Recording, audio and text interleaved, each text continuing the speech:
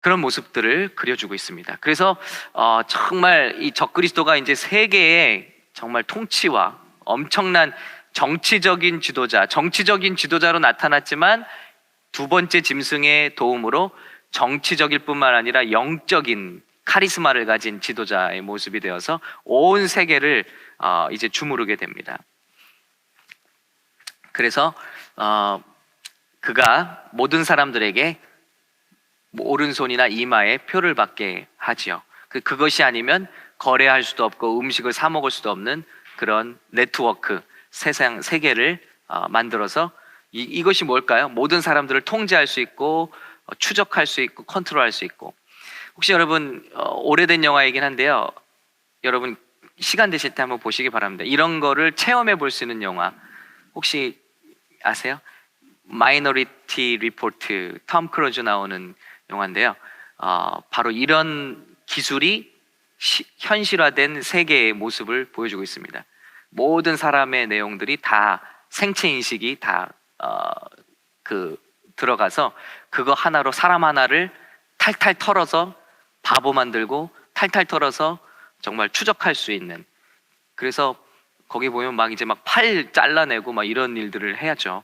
왜냐면 모든 생체 정보들이 그렇게 들어있으니까 그런 남의 팔을 갖고 막 이렇게 다니기도 하고. 그리고 에너미 오브 스테이트인가요? 그 영화를 보시면은 모든 네트워크를 다 그 통치자가 가졌을 때 얼마나 위험한 일이 일어나는가. 위성으로 모든 사람의 궤적을 다 추적해내는 거예요. 그런데 이게 Enemy of States 같아요. 그리고 하나는 Minority Report. 벌써 뭐 몇 년 다 된 영화들인데, 그런데 그게 나올 때 뭐라고 그랬냐면 그게 10년 전의 기술이라고 그랬어요. 위성을 통해서 모든 사람을 다 추적할 수 있고, 그리고 한 사람을 정말 저 지구 끝까지 쫓아가서 처벌할 수 있는 그런 시스템이 벌써 그 영화가 나올 때 그 영화에 나온 기술이 10년 전의 기술이라고 그랬어요. 그러니까 이 영화를 보시면 와, 정말 감이 옵니다. 그런 세계가 어떤 세계일지. 그래서 모든 막 CCTV들도 다 네트워크로 들어가서 다 자료를 골라내고요. 그래서 한 사람, 그리고 그 한 사람의 모든 신상을 다 털어내는 거예요. 그랬더니 이 사람의 약점 다 나오죠. 뭐 통장에 얼마가 들어오고 나가고까지 다 조사해 보니까, 여러분 지금도 그러잖아요. 지금도 우리의 그 크레딧 리포트만 더 자세하게 알면요, 이 사람의 성격, 뭐 성향, 뭐든지 다 꺼낼 수 있대요. 정말 그렇죠. 이 사람이 소비하는 패턴을 보면 뭘 좋아하는지, 심지어는 무슨 색깔을 좋아하는지도 크레딧 리포트를 보면은 다 할 수 있다는 거예요. 근데 그것뿐이겠어요? 우리 모든 신상이 지금은 다 어디에 들어있냐면 컴퓨터에 들어가 있습니다. 페이스북에 가면 다 들어있고요. 우리 모든 프로파일이 다 돼 있습니다. 그리고 이게 정말 무서운 게 뭐냐면요, 컴퓨터는 우리가 라이크 하는 거를 추적을 해요. 그래서 그거를 알고리즘으로 그 프로파일을 만듭니다. 그래서 이 사람은 이런 쇼핑을, 이런 물건이 필요한 사람. 그래서 다 아시잖아요, 여러분. 저는 그걸 깜짝깜짝 놀라요. 그래서 그쪽으로 계속 광고를 주는 거예요. 그리고 그 물건을 유도하는 거죠. 왜냐하면 이 사람은 이런 쪽으로 관심이 있는 사람이고 이걸 궁극적으로 필요로 하는 사람이 다 알아요. 벌써 알고리즘으로 그걸 다 하고 있다는 거죠. 그래서 분명히 이 어떤 네트워크와 이런 정치 세력을 갖는 데다가 이 사람이 더군다나 영적인 카리스마까지 갖게 된다면 그것은 정말 세상의 모든 사람을 굴복시키고 통치하고 주무를 수 있는, 과거의 히틀러와는 비교할 수 없는 엄청난 존재가 될 거라는 것을 상상해 볼 수 있습니다. 그리고 이 짐승의 표에 대해서는 여러 가지 이견들이 있었습니다만은, 분명히 우리가 부인할 수 없는 것은 우리 정부는 현금이 없는 세상을 계속 꿈꿔오고 있다는 것이죠. 캐시레스. 왜냐하면 그걸 통해서 한 해만도, 미국에서 한 해만도 이게 영어로 1 트릴리언 달러를 세고 있대요. IRS에서. 왜냐하면 캐시로 거래되는 것에 대해서 추적이 안 되는 거잖아요. 근데 이 캐시가 없어진다면 나라가 1년에, 미국 같은 경우 1년에 트릴리언 달러, 그거 얼마입니까 이거? 조 단인가요? 조 달러 단인가요? 조 원도 아니고 트릴리언, 밀리언, 빌리언, 트릴리언인가요? 예. 그러니까 왠지 아시겠죠? 왜 자꾸 크레딧 카드를 쓰게 하고 왜 캐시를 자꾸 없애는? 근데 그게 또 어디 연결돼 있냐면요, 범죄에 연결돼 있다요. 그래요. 그래서 마약 거래 대부분이 캐시고, 물론 100% 캐시겠죠. 뭐 마약 거래하는 사람들이 체크 쓰겠어요? 기록 남기려고. 그러니까 이 캐시가 없는 세상을 정부는 꿈꾸고 있다는 거죠. 그리고 그걸 실현해 가고 있고, 사람들이 모르게 계속 사람들이 거부감을 느끼지 못하게 어떻게 하고 있죠? 편리함으로 감싸서 결국은 모든 것을 이렇게 전산화시키고 있다는 거죠. 스스로 그걸 선택하게 하죠. 놀라운 사실은. 그러니까 이게 없으면 불편한 거예요. 캐시 갖고 다니고 불편하고, 이제는 여러분 여기 그 핸드폰 다 있으시지만 핸드폰으로 딱 되면 결제 다 되는 거 아시죠? 안드로이드 페이, 애플 페이, 또 손목에 시계 차고 있으면 손목으로 띡 때도 거기서 페이가 다 돼요. 이제는 예. 예. 그렇죠. 필수적으로 요구되는 게 어카운트죠. 어카운트. 근데 거기 하나만 있으면 여러분이 핸드폰을 잃어버려도 새로운 핸드폰에도 클라우드라는 곳에서 다 내려오잖아요. 이게 무서운 거거든요. 내 신상을 어느 한 곳에 다 저장돼 있다는 거예요. 여러분, 제가 이번 연만 해도 제 어카운트에 해킹을 2번 당했어요. 그래서 한 번은 동부에서 제 카드에서 400불이 그 체킹 어카운트에서 빠져. 아니, 벼룩의 간을 빼먹지. 제 어카운트에서 캐시가 400불이 나갔어요. 그래서 알아보니까 와, 제 ATM 카드가 복제가 된 거예요. 그런데 동부에서 피지컬리 그 복제된 카드를 써서 ATM 머신에서 돈을 찾아간 거예요. 이건 뭐 트랜잭션으로 만들어낸 것도 아니에요. 제 신상 정보를 벌써 다 그 번호를 빼서 카드를 만들어서 빼간 거예요. 그리고 나서 한 번 더 해킹됐다고 메시지 받아서 또 카드를 바꿨어요. 왜 자꾸 이렇게 건드리려면 큰 사람들을 건들지. 서민을, 그거 돌려봤는데 3주에서 한 달 걸렸어요. 와. 그러니까 여러분 생각해 보세요. 우리 돈이 없어지는데, 진짜 이민 오신 분들은 막 침대 밑에다 캐시 막 넣으셨다며요. 저 그런 분 진짜 알거든요. 침대 밑에 진짜 캐시 다발 그렇게 거기다 모으셨다고 하더라고요. 근데 우리가 이제 자발적으로 이걸 다 반납하는 거예요. 그리고 점점 편해지는 거죠. 카드 하나만 있으면 다 되죠. 그 카드도 여러 개 있는 게 요즘에는 복잡해서 이 카드를 한 장만 있으면 다 통합시키는 카드가 나왔어요. 100 몇 불 하는데 잘 팔리고 있죠. 그 카드는 여러분이 지문으로 인식이 돼서 그 카드를 액정이 떠요. 그래서 액정으로 자기가 원하는 카드를 넘겨서 그걸로 결제하는 거예요. 자기 원하는 카드를 거기다 다 입력을 시킬 수가 있어요. 바가 있고 그거 칩도 있어요. 그래서 두께도 지금 카드가 조금 두껍게 만들어져서 그 충전이 되고 다 그걸로 그 한 장만 들고 다니면 모든 카드가 그 한 장에 다 들어요. 자, 그거 잃어버려도 지문이 없으면 풀리지가 않고 거기에 담긴 정보는 클라우드에 또 담겨 있는 거예요. 그러니까 근데 결국 이 끝은 뭘까요? 이 게임의 끝은 뭘까요? 카드도 불편하다는 거예요. 그러니까 이것을 지금 과학자들이 연구하고 이미 끝난 이야기죠. 가장 효과적인 장소가 어디냐? 놀랍게도 사람의 오른손이나 아니면 이마라는 거예요. 그런데 정확하게 2000년 전에 이런 시대를 살아보지 않았던 요한에게 계시가 임했는데 사람들이 바로 오른손이나 이마에 이런 것들을 넣고 다니는 것을 본 거죠. 그리고 그게 없으면 음식을 살 수도 없고 거래가 안 되고 뭐든지 말씀하셨잖아요. 어카운트가 없으면 핸드폰 하나도 셋업이 안 돼. 얼마나 불편한 세상입니까? 그런데 이게 정말 무서운 세상이랍니다. 이게 뭘 준비하고 있는 거냐면 정말 어느 한순간에 적그리스도가 그냥 쿵 하고 나타나는 게 아니잖아요. 인프라가 다 구축되고 난 다음에 어느 순간이 되면 저 사람이 자리를 잡을 모든 준비가 기술적으로는 거의 이루어졌다는 것입니다. 이게 또 하나가 무엇이냐면 바로 주님이 우리 이름 부르시며 오실 날이 그만큼 가까웠다는 것입니다. 그래서 물론 납치의 위험들이 있습니다. 그래서 칩을 어렸을 때부터 강아지들은 하잖아요 지금. 그래서 칩을 심어 놓으면 아이가 어디 가든지 다 추적이 되고 GPS로요.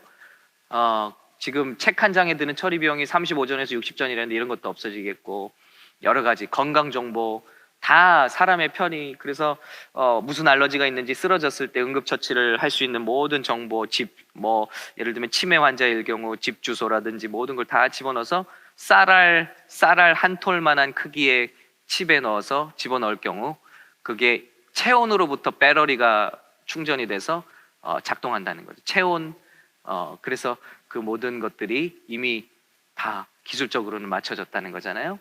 그래서 이 모든 것들이 비록 우리가 특공대는 이미 이걸 쓰고 있대요. 왜냐하면 어디 가서 작전을 하다가 어떻게 될지 모르니까 그렇게 이걸 칩을 심어서 위치 추적하고, 그리고 실제로 게임하듯이 사령부에서 몇 번 앞으로 다 맵에 뜨니까요. 그렇게 하는 일들을 하고 있다는 것이죠. 그래서 여러분 한번 꼭 시간 될 때 한번 보시기 바래요. Minority Report, 그리고 Enemy of State. 아마 국가의 적인가, 한국말로는 공공의 적인가, 국가의 적인가, 둘 다 유명한 배우가 나오는 아주 재밌는 영화입니다. 그게 벌써 10년, 15년 전의 기술이라는 거죠. 그래서 666의 뜻은 무엇일까? 바로 여러 가지 추측들이 있죠. 네로 황제의 이름을 풀어서 헬라어로 번호를 매겨서 하면 666이다. 빌 게이츠의 이름을 또 그렇게 집어넣어서 돌리면 666이 나온다. 여러 가지 말이 있는데 중요한 것은 사람의 숫자죠. 사람의 숫자.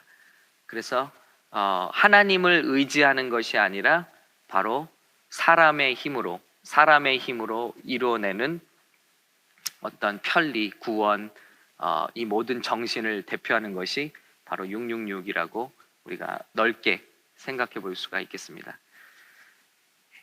바로 6은 사람의 숫자인데 그게 세 개가 합쳐져 있습니다. 그래서 이 세계에서는 마치 바벨의 정신과 같죠. 하나님을 의지하지 않고 지구라트를 쌓아서 우리 인간들이 흩어짐을 면하고 우리가 정말 우리 이름을 세계에 걸고 우리의 유토피아를 만들자는 것이죠. 하나님의 도움 따위는 필요 없다는 것이고, 여기에 바벨의 정신과 같은 것입니다. 예수님을 의지한다면, 하나님의 구원을 의지한다면 오직 우리 예수님의 십자가 보혈을 통한 구원만을 붙들겠죠. 그러나 이 마지막 때에는 모든 것이 인간 중심적이고 그리고 하나님을 몰아내는 그런 분위기로 모든 법과 문화가 만들어져 가고 있다는 것을 생각해 볼 수 있습니다. 결국 이게 뭘까요? 이게 모든 편리, 애플이건 안드로이드건 뭐든 간에 인간의 편리 끝에는 뭐가 있을까요? 지금 유행하는 거, 이번 연도의 히트 상품은요, 스마트 스피커예요.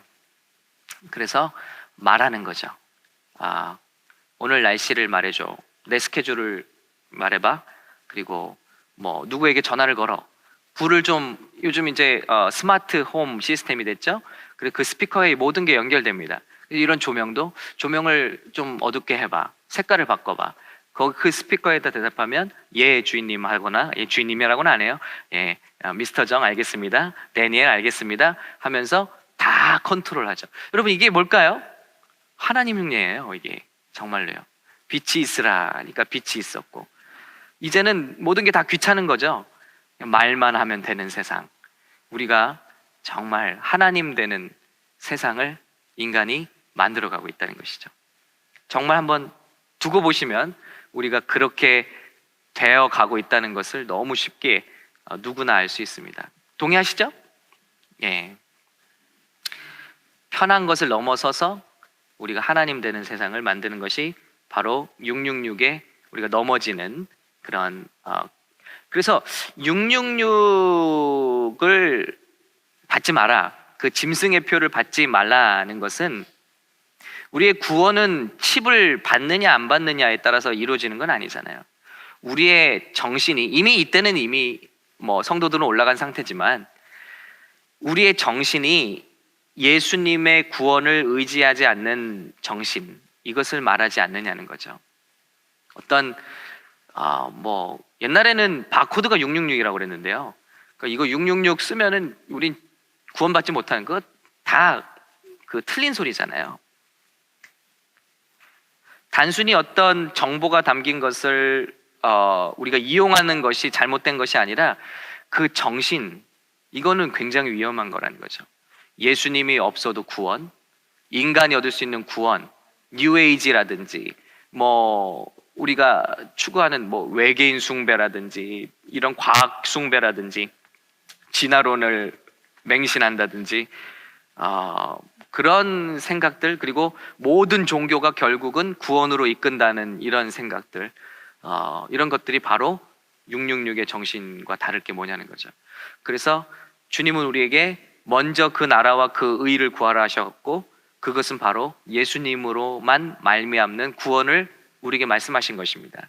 그렇기 때문에 이것은 우리가 조금 더 신중하게 생각을 해야겠지만, 굿뉴스가 있다면 이런 일들이 일어나기 전에 참된 성도들은 들림을 받는다는 것들, 그러나 앞으로 일어날 일들이 지금 우리 사는 세대에 일어나고 있다는 것은 굉장히 흥미롭기도 하고 또 굉장히 무서운 일이기도 하죠. 이 말씀은 우리가 살아있는 동안에 휴거가 일어날 수 있고, 그리고 정말 오래지 않아 적그리스도가 그 정체를 드러낼 수 있는 그런 시대에 우리가 살고 있다는 거, 굉장히 놀라운 것이죠. 그러니까 쉽죠. 그 인터넷을 장악하고 권력을 장악하는 데다가 영적인 그런 매력까지 있는 사람이 전 세계를 얼마든지 주물릴 수 있다는 것은 쉬운 사실이죠. 자, 근데 이걸 2000년 전에 이걸 보고 예언했다는 것이 더욱더 놀라운 일입니다. 자, 이제 14장으로 넘어갑니다. 13장에는 이제 마지막 그 짐승의 두 모습이 나오고 있죠. 적그리스도가 어떻게 사람들의 마음을 훔치고 또 그들을 핍박하게 될 것인지를 예고하고 있습니다. 이제 14장에는 이제 일곱 대접의 마지막 하나님의 정말 이제 최후 그 재앙과 심판 전에 그래도 하나님께서 경고하시는 그런 모습들이 있죠.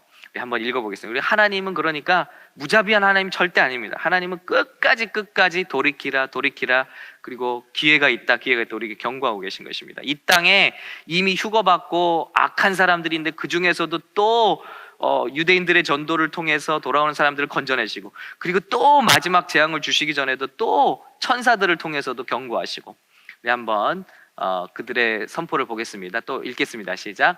또 내가 보니 보라, 어린 양이 시온산에 섰고 그와 함께 14만 4천이 서 있는데 그들의 이마에는 어린 양의 이름과 그 아버지의 이름을 쓴 것이 있더라.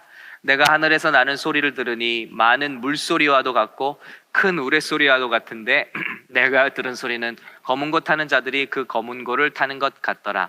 그들이 보좌 앞과 내 생물과 장로들 앞에서 새 노래를 부르니 땅에서 속량함을 받은 14만 4천 밖에는 능히 이 노래를 배울 자가 없더라. 이 사람들은 여자와 더불어 더럽히지 아니하고 순결한 자라.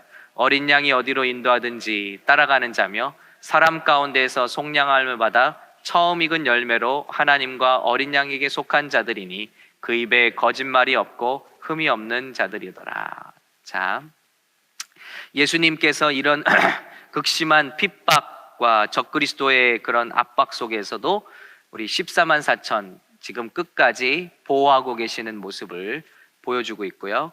그 사람들의 모습은 이제는 어떤 사람들이냐? 예수님을 철저히 믿는 사람들로 변화되어 있습니다.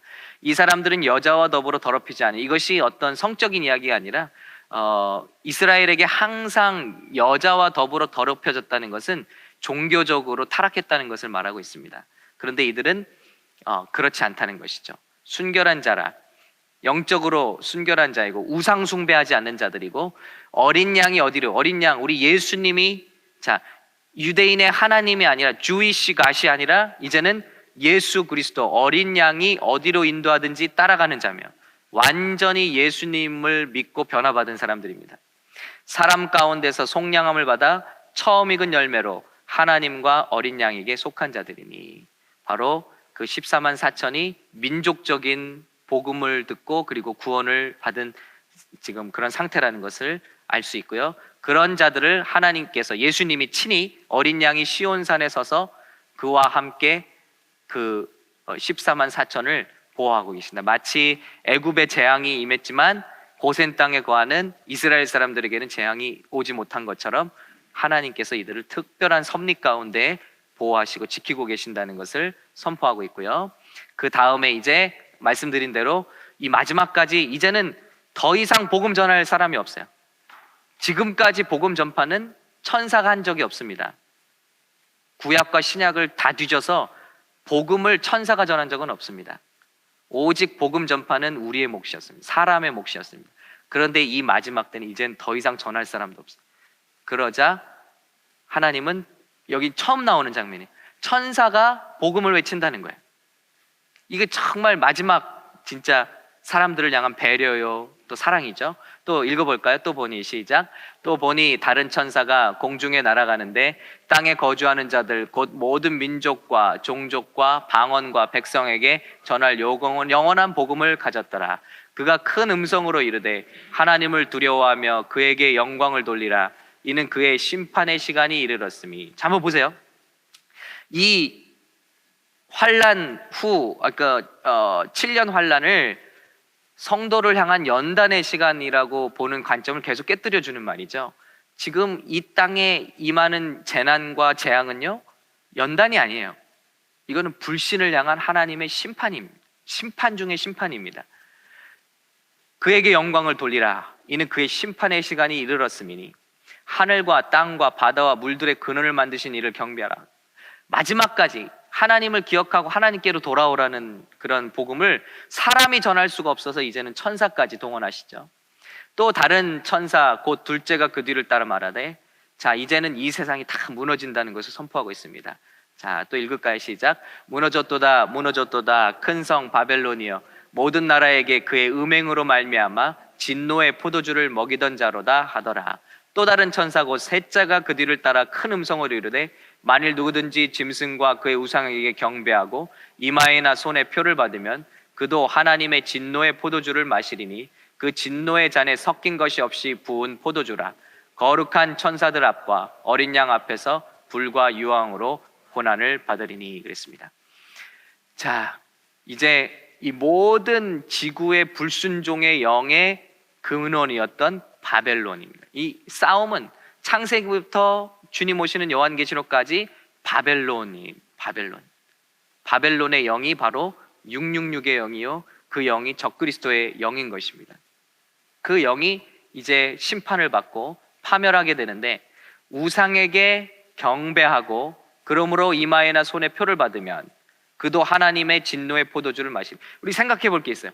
이것은, 자, 예를 들면 우리가 교회를 다닌다고 구원을 받느냐는 것이죠. 철저히 아니죠. 겉으로는 어떤 모습이 상관이 없습니다. 이거 분명히 말하고 있죠. 우상에게 완전히 넘어간 마음이죠. 경배하고 이마에나 손에 표를 받는 것입니다.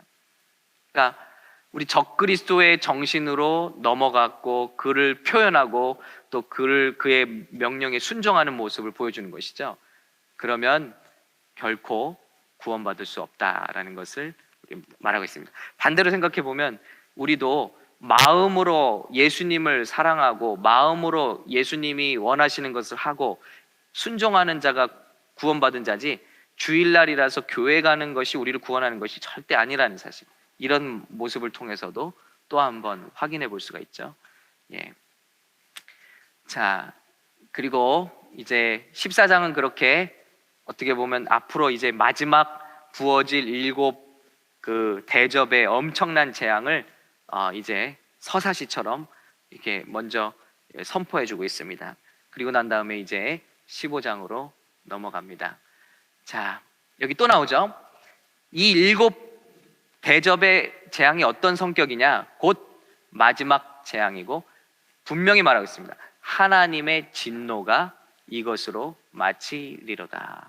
그래서 성경을 잘 모르면서 막연하게 그냥 7년 환란을 얘기하시는 분들께 이런 증거를 꼭 제시해 주시기 바랍니다. 7년 환란은 속가내는 작업이 아닙니다. 7년 환란은 하나님의 진노입니다. 진노. 그러나 교회가 이렇게 건물이나 아니면 형식적인 그런 종교의 모습의 교회가 아니라 진정으로 하나님의 신부된 교회는 진노의 대상이 아니라 사랑의 대상이라고 분명히 성경은 우리에게 말씀하고 있습니다. 그렇기 때문에 교회는 찾아볼 수가 없는 것이죠.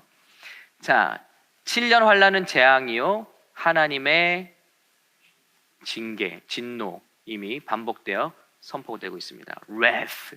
이거는 rage, 어떤 그냥 앵거를 넘어서는 불타는 그런 wrath, 그런 진노인 것입니다.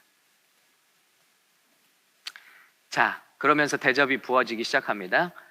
자, 첫 번째 대접이 부어질 때 이것은 뭐 구절마다 읽지는 않을게요. 구조가 뭐 우리 전에 읽었던 내용들과 비슷합니다만은 우리가 내용을 좀 알자는 것이죠. 첫 번째 대접이 부어지자 악하고 독한 종기가 나서 사람들이 매우 괴로워하게 됩니다. 자, 수련회 갔다 와서 벌레 물린 것도 괴로운데 정말 악하고 독한 종기가 진짜 나서 사람을 괴롭게 한다. 야, 이것처럼 괴로운 것도 없을 거예요. 그렇죠? 그리고 두 번째 대접, 정말 바다가 굉장히 수모를 겪습니다. 바다가 전에도 그랬고 이 마지막까지 아무튼 바다가 애를 먹습니다. 바다가 피같이 변합니다. 전에는 3분의 1, 뭐 몇 분의 1, 이제는 모든 바다가 피같이 변합니다. 그리고 또 식수죠. 이제 전에는 역시 몇 분의 1, 몇 분의 1이 파괴가 되었다면 이번에는 물의 근원이, 아예 모든 물의 근원이 피가 되었습니다. 그때 천사들이 외치는 말씀 나오죠. 이렇게 심판하시니 의로우시도다. 왜 그러냐? 그들이 성도들과 선지자들의 피를 흘렸으므로. 하나님은 공의로우시다는 거예요. 왜냐하면 너무나 지금까지 수없이 많은 성도의 피와 선지자들의 피를 흘려 먹었다는 거죠. 하나님이 그래서 그 피로 변하게 하셔서 그 피를 마시게 하는 것이 얼마나 합당하냐라는 찬송을 하고 있습니다. 중간중간에 이런 모습들이 나오고 있습니다. 땅에 부어지는 일들을 보면서 정말 이제 하늘에 있는 성도들과 천사들이 하나님의 정의로우심과 공의로우심을 찬양하고 있는 그런 내용이죠. 대접, 네 번째 대접이 쏟아지자 해가 권세를 받아 불로 사람들을 태우니 그랬습니다.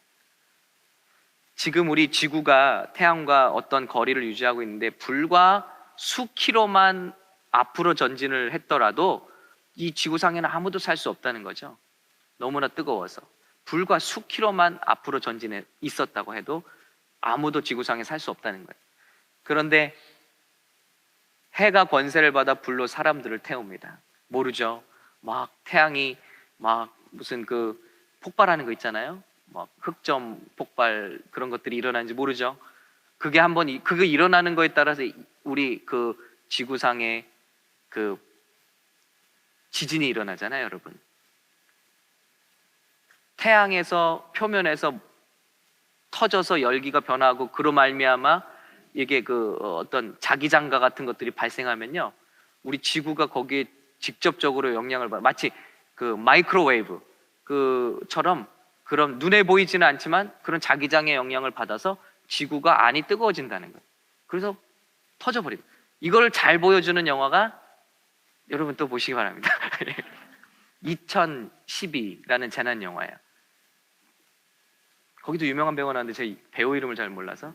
근데 너무너무 리얼해요. 2012인데요.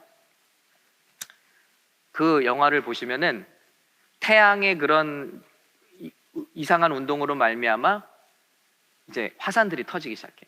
여기 옐로우스톤이 터집니다. 옐로우스톤이 터지는 모습, 그 전에 일어나는 징조들을 다 보여주고, 그리고 온 그 유명한 화산들이 터지는데 정부 지도자들은 이미 그런 사실을 알고 있어요. 그런 일이 일어날 것이야, 과학자를 통해서. 그래서 노아의 홍수 때와 같은 그런 다시 리셋, 지구를 소위 리셋하는 그런 프로젝트를 비밀리에 진행하고 있었죠. 그래서 세계의 갑부들을 다 컨택해서 그들의 기부를 받아서 저 중국 어딘가에 높은 곳에 이제 배를, 엄청나게 큰 그 배, 뭐 항공모함 같은 그런 배를 만들고, 이때가 다가오자 모든 세계의 이제 그 사람 VIP들이죠, 보내서 그쪽으로 모으죠. 그래서 이런 일들이 있고 나면, 뭐 화산들이 터지고 나면 일어나는 일들을 우리가 볼 수가 있어요. 아주 그래픽이지만 그러나 굉장히 리얼하게 그 영화에 보면 바로 이런 일들이 나오고 있어요. 낮인데 완전히 화산재로 말미암아 다 덮여버리고 추위가 임하고 해수면이 올라가고, 뭐 이 땅에 정말 LA가 어떻게 되는지, 저 라스베가스가 어떻게 되는지, 옐로우스톤 쪽에서부터 어떻게 화산이 정말 뿜어서 나오는지, 가상현실이지만 와, 저런 모습이 있구나 하는 것을 볼 수 있습니다. 한번 꼭 넷플릭스에도 나와 있거든요. 한글 자막도 친절하게 뜨니까 넷플릭스엔, 그러니까 꼭 한번 보시기 바랍니다. 예. 그래서 우리가 이 땅에 영원히 쌓을 게 없다는 것을 좀 알았으면 좋겠어요. 정말로. 이번에 수련회 가면서 거기 집들 탄 데 봤잖아요. 바로 진짜 1m 안 비워놓고 거기서 끝났더라고요. 뭐 어떻게 막았는지 모르겠어요. 근데 와, 진짜 그날에 대한 자꾸 사인을 주시는 것 같아요. 그날에 너희가 갖고 갈 수 있는 건 집도 못 갖고 가고, 또 남길 수 있는 건 아무것도 없는데 평생을 정말 하나님도 모르고, 또 자녀에게 신앙도 전수하지 않고 그냥 열심히 바쁘게 살다가 하나님을 만나면 정말 우리가 뭘 정말 들고 설 수 있나 하는 것들을 생각해 볼 수 있죠. 그래서 꼭 이 영화 보시기 바랍니다. 그래서 사람들을 태우니, 그런데도 불구하고 이 사람들, 남아있는 사람들은요, 이 사람들도 보통이 아니죠. 하나님의 이름을 비방하며 또 회개치 아니하고 주께 영광을 돌리지 아니하더라. 뭐 이렇게 안 할 사람들은 이미 다 구원 받았겠죠. 그러니까 정말 이게 재앙이 오면 회개를 할까? 그렇지 않다는 거죠. 예. 기적을 보고 재앙을 보면은 사람들이 회개할까? 절대 그렇지 않다는 거죠. 예. 다섯 번째 대접이 쏟아지죠. 이번에 그 대접은 짐승의 왕자에 쏟아집니다. 짐승, 바로 적그리스도의 왕자에 쏟아집니다. 이제는 그 적그리스도의 도심에, 그리고 그 중심부에 재앙이 쏟아지는데, 어떤 고통인지, 그 나라가 어두워지며, 적그리스도의 나라가 어두워지며 사람들이 아파서 자기 혀를 깨물고, 그 정도로 괴로운 심판들이 이 땅에 임한다. 여섯 번째 대접이 쏟아지자 유브라데 강이 말라서 동방에서 오는 왕들의 길이 예비되었더라. 그리고 이때 말씀을 보시면 개구리와 같은 영, 이런 영들이 역사를 하는데 바로 전쟁을 불러일으키는 영입니다. 그래서 사람들을 부추겨서 전쟁을 하는 것은 악한 영의 역사입니다. 그래서 우리는 이런 것들을 위해서 기도해야 됩니다. 근데 이 마지막 때는, 이 여섯 번째 대접이 보질 때는 악한 영들이 사람들의 마음을 부추겨서 전쟁을 위해서, 큰 날에 있을 전쟁을 위하여 사람들을 모으더라. 정치인들을 모으고 온 세계를 결집시켜서 마지막 16절에 나오는 아마겟돈이라는 곳으로 이제 그 아마겟돈 전쟁을 치르기 위해서, 그러니까 자연적으로도 모든 것으로도 패배하고 이제는 사람들마저도 모여서 전쟁을 마지막 치를 이제 준비를 하게 하는데, 그것도 악한 영들을 통해서 풀어서 역사하게 하시더라는 것이죠. 그런데 이제 말씀을 보시면 알겠지만 그때 우리 예수님이 그 현장에 임하십니다. 그 현장에 임하십니다. 자, 일단 대접 7가지 보겠습니다. 마지막 대접이 부어지자 만국 성도들과 바벨론이 완전히 멸망했다. 그래서 이 세상 모든 나라와 경제 시스템과 정치 체계와 모든 것들이 다 이제 멸망당하고 심판당하는 그런 모습을 보여주고 있습니다. 자, 그러면서 이제 그 중에서 그 음녀가 당할 심판의 모습도 구체적으로 기록하고 있죠. 자, 전체적인 흐름은 이렇습니다. 17장에 보면 이제 음녀에게 내리는 그 중에서 그 음녀가 당할 심판의 모습을 음녀의 모습을 그리고 있습니다. 먼저는 7머리와 10뿔 달린 짐승을 탔고 그랬습니다. 그래서 어떤 나라와 또 통치자들을 조절하고 올라탔다는 것은 그들을 컨트롤한다는 모습이죠. 7머리는 7나라의 상징일 수가 있고 10뿔 달린 이 10뿔은 바로 정치적인 어떤 권세나 또 그런 지도자들이라고 생각할 수 있죠. 정확히는 우리가 그날이 돼봐야 알 수 있겠죠. 그러나 그것들을 타고 주무르던 음녀의 모습이라는 것이죠. 근데 그의 모습은 자 2000년 전에 요한이 본 음녀의 모습은 자줏빛 붉은빛 옷을 입었더라. 이런 옷을 입고 있어요. 금과 보석과 진주로 꾸몄더라. 자, 이런 통치자들과 세계인들을 주무르는 그런 음녀의 모습을 지금 얘기하고 있는 거예요. 자, 그리고 손에는 금잔을 가졌고, 이 금잔은 뭐죠? 종교적인 의식을 행한다는 거죠. 금잔은 하나님의 성소에서 쓰이는 것들이잖아요. 그런데 그가 금잔을 가지고 있는, 그거는 영적인 의식을 치른다. 그의 음행에 더러운 것들이 가득하더라 그랬습니다.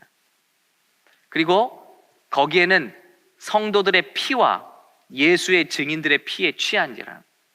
아주 예수 믿는 사람들을 잡아 죽이고 고문하고 해서 성도의 피와 예수 증인들의 피에 취한지라. 이런 모습이 바로 마지막 심판받을 음녀의 모습이라는 것입니다. 자, 여기서 우리에게 힌트를 주죠. 9절에 지혜 있는 뜻이 여기 있으니. 자, 알 수 있으면 알 수 있다는 것입니다. 그 7머리는 여자가 앉은 7산이요 그랬습니다.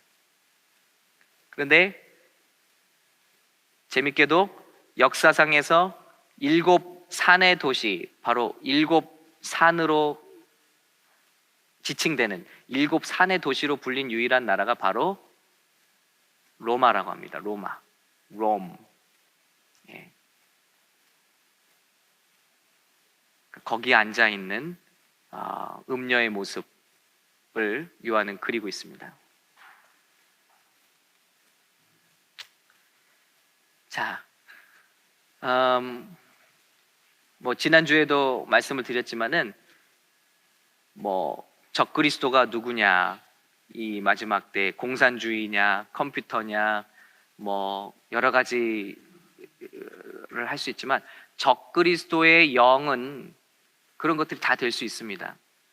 그러나 성경에서 이 적그리스도의 조건을 만족시키기 위해서는 성경에서 묘사하고 있는 이 조건을 다 만족해야 되는데 현재로서는 가장 만족하는 존재가 지금 그 교황밖에는 해당되지 않는다는 것을 말씀을 드렸습니다. 그래서 종교개혁의 모든 지도자들은 한결같이 100% 한 사람도 예외 없이 다 암흑기의 카톨릭 그리고 교황을 바로 이 음료로 지목하고 있다는 것을 알아두시면 좋겠습니다.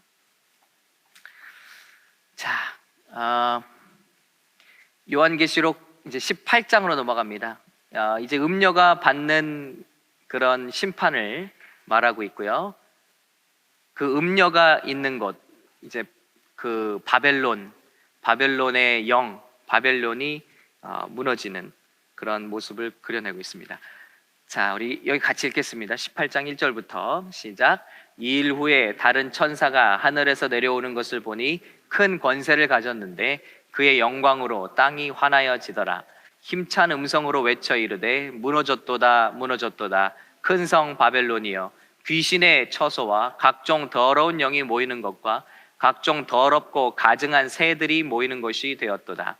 그 음행의 진노의 포도주로 말미암아 만국이 무너졌으며 또 땅의 왕들이 그와 더불어 음행하였으며 땅의 상인들도 그 사치의 세력으로 치부하였도다 하더라 그랬습니다. 그래서 여러분, 이 바벨론이 영적으로 지난번에 말씀드렸죠.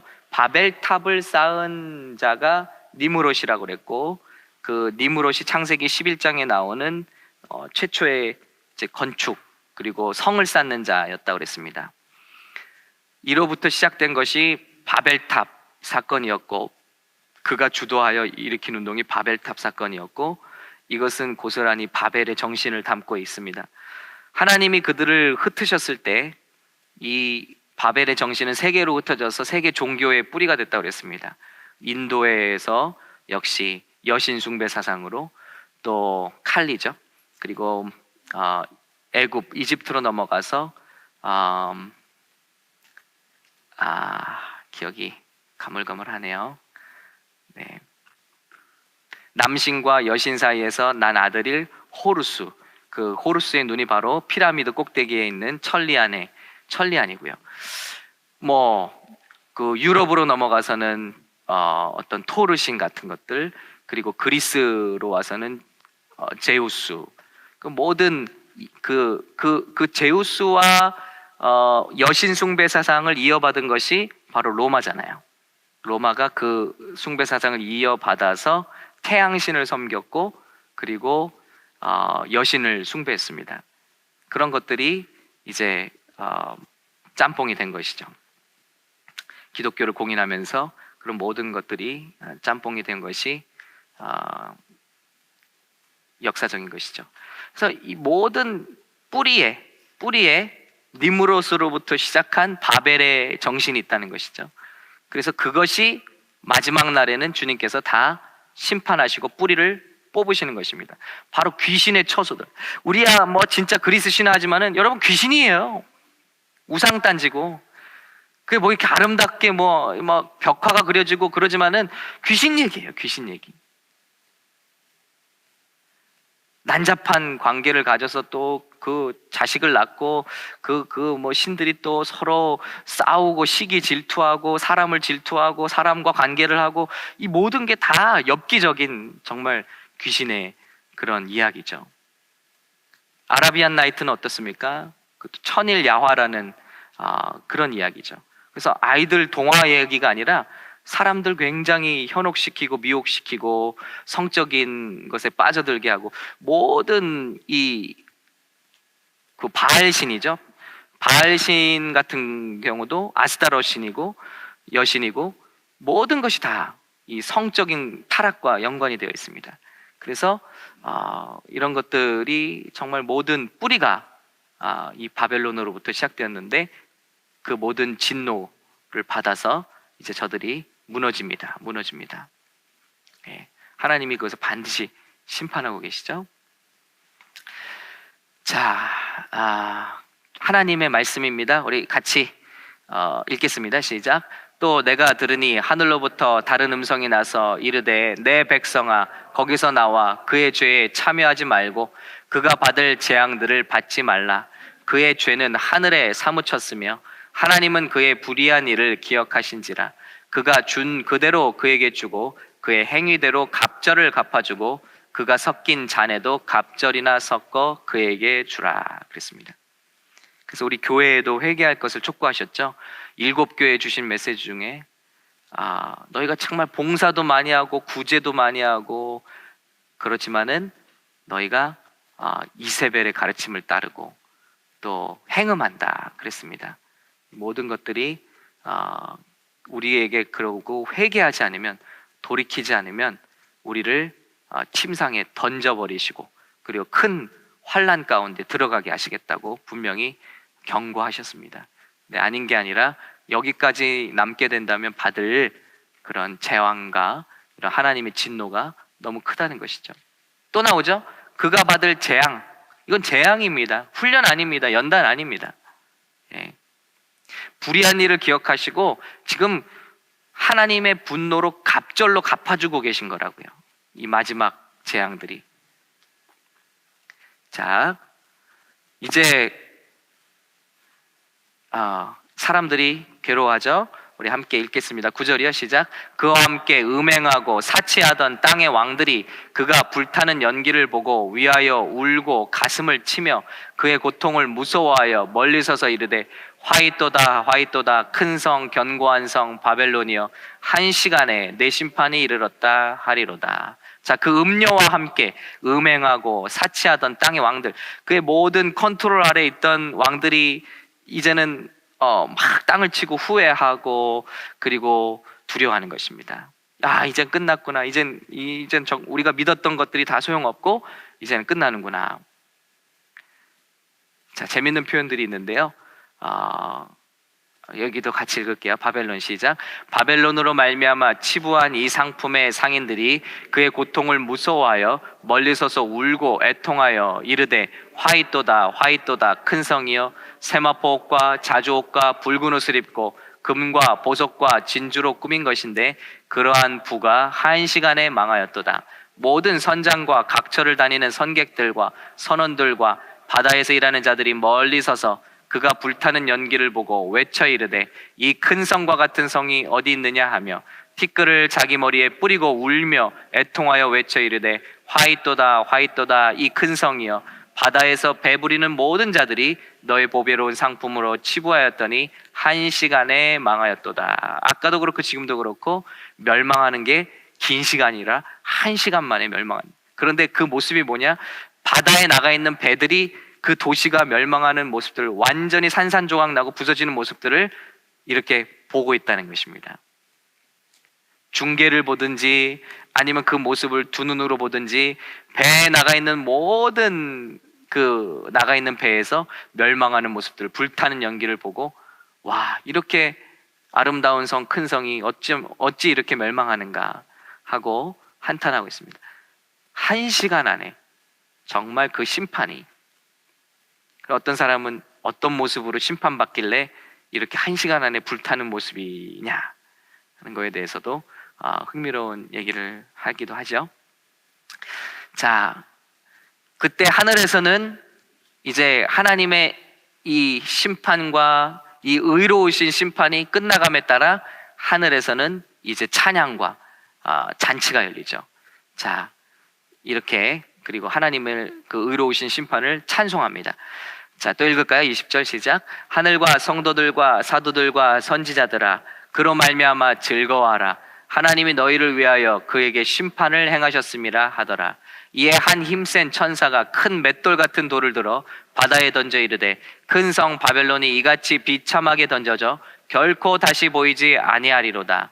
또 검은 것 타는 자와 풍류하는 자와 퉁소 부는 자와 나팔 부는 자들의 소리가 결코 다시 내 안에서 들리지 아니하고 어떠한 세공업자든지 결코 다시 내 안에 보이지 아니하고 또 맷돌 소리가 결코 다시 내 안에서 들리지 아니하고 등불빛이 결코 다시 내 안에 비치지 아니하고 신랑과 신부의 음성이 결코 다시 내 안에서 들리지 아니하리로다. 너희 상인들은 땅의 왕족들이라 내 복술로 말미암아 만국이 미혹되었도다. 네, 이로 말미암아 미혹된 모든 나라와 백성들 다시는 경제가 회복될 수 없고 다시는 어떤 생산적인 모습들이 보여질 수 없고 상징적으로 맷돌 같은 돌을 바다에 던지시면서 이 맷돌같이 다시는 떠오르지 못할 것이다. 하나님의 메시지가 전해지고 있습니다. 그러면서 하늘에서는 그들에게 고난당했던 핍박당했던 성도들과 사도들과 선지자들아 그로 말미암아 즐거워하라 하고 외침이 있습니다. 여러분, 이게 이제 대단원의 하나님의 진노의 마지막 심판의 대단원입니다. 클라이맥스죠. 그렇게 해서 하나님은 반드시 참고 참으시지만은 하나님은 반드시 때가 되면 심판하신다는 것이죠. 다만 그때까지 모든 사람이 회개하고 한 사람이라도 더 구원받기를 원하셔서 기다리실 뿐이지, 하나님은 반드시 심판하고 여러분 이 편지를 지금 끌려 나가서 목이 잘리고 끓는 가마솥에 던져지고 이런 성도들이 봤다고 생각해 보세요. 이런 글을 읽고 정말 눈물이 나지 않겠어요? 그래, 우리가 오늘 그 이름을 위해서 죽을 수 있지만 어느 날 반드시 그 억울함을 하나님께서 갚아주실 것이고, 아들과 딸들을 끌어가서 보는 앞에서 고문하고 죽이고 그런 그 피를 마시는 듯한 그 로마 황제들, 그리고 정말 그런 거짓 선지자들, 그런 앞에서 이 글을 저들이 읽을 때 얼마나 위로를 받고 또 천국의 소망으로 저들이 다시 한번 설 수 있겠냐는 것이죠. 때가 문제지 반드시 하나님은 보고 계시고 알고 계시고, 때가 되면 반드시 하나님은 심판하신다. 지금 우리가 살고 있는 이 시대도 여러 가지 악이 판치고 있지만 하나님께서는 반드시 내 억울함 아시고, 그리고 우리 성도들의 정말 피와 땀을 아시고, 그리고 어느 때가 되면 반드시 갚아주시기도 하시고 어느 때가 되면 반드시 심판하시기도 하실 것이다는 것을 우리가 이 말씀을 통해서 믿어보게 됩니다. 그리고 힘을 얻게 되죠. 우리 하나님이 살아계신 것이지 하나님이 연약하신 것이 아니다라는 것을 우리에게 말씀해 주고 있습니다.